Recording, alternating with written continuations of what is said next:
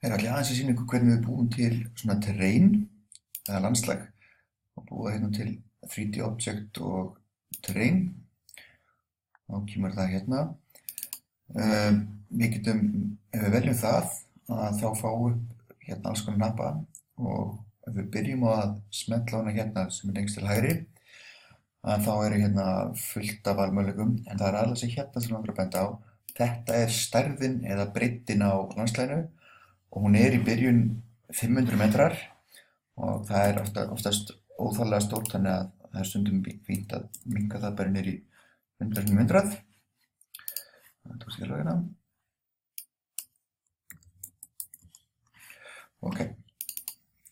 Nú, áður við förum að móta landslagið þá langar maður að setja svona smá textúr á þetta. Það að segja gras eða grjót eða eitthvað slíkt og þá fer maður í hérna taka, það sem þessi busti Hérna þarf maður að sækja þessar svokallaða textures, edit textures.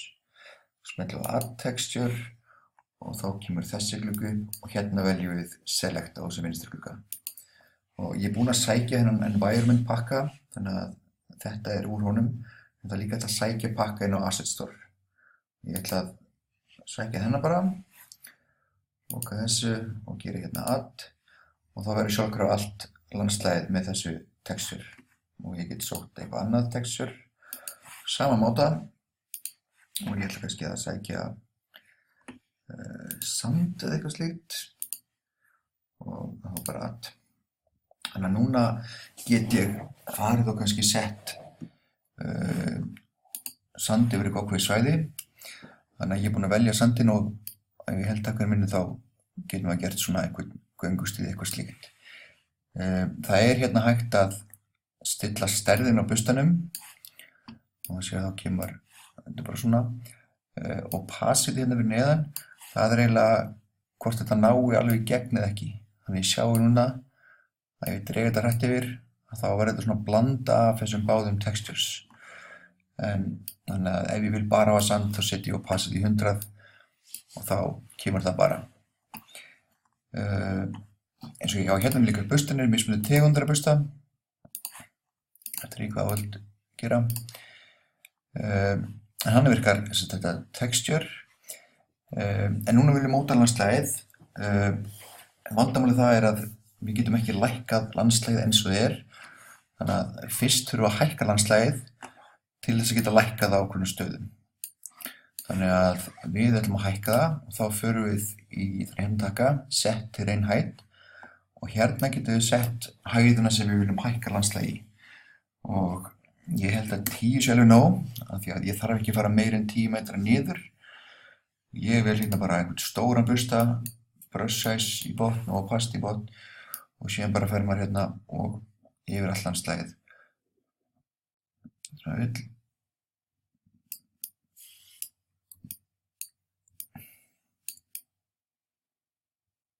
Hækkar allt saman. Þannig að núna getum við, ef við viljum gera eitthvað smá stöðuvatn eða á, þá getum við núna farið og lækka þetta hérna. Nú til þess að hækka og lækka landslagið, þá fer maður í hérna hnapp, raise lower terrain. Og það virkar þannig að ef maður vil eitthvað busta hérna, smellir hérna, að þá hækkast yfirborðið ef maður heldur ytri mústakan. Ef maður heldur shiftinni, að þá fer hann ofan í jörðina. Þá séum við fyrir shiftnir að þá sjáum við hérna fyrir þessar 10 metrar ofan í jörðina og ég kemst ekki niður fyrir það sem ég var upphaflega. Með þessu stillingu þá maður fljótur að fá svona mjög háfjöll, þannig að ef maður vill hafa ekki svona rosalega skarpar hlíðar að þá getur maður minnka hérna opacity. Sett hann eitthvað lágt, þannig að þegar heldur takkanum inni að þá komum kannski svona aðeins mýkri hérna línur svona í landslagið. Og síðan enn og aftur, það hægt að hérna nota hérna mismunandi gerðar af bustum. Ok, segjum að því að við gert eitthvað svona landslag og því finnst þetta að vera svona allt of svona skarpar línur, svo maður segja, svona upp og niður. Og þá hægt að fara í rennutaka sem heitir smooth height, sem þýðir einfaldlega að þú ert að mýkja línunar.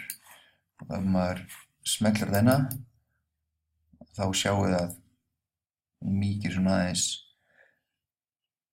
þessa hóla og hæðir. Og þá líka hægt að hækka þetta opacity hérna, og þá virkar þetta enn betur. En ok, þá skulum við skoða hérna trén, setja inn í tré, farið varlega með það því þetta hægir svolítið á tölunum. Þannig að hérna er ég búinn að velja það.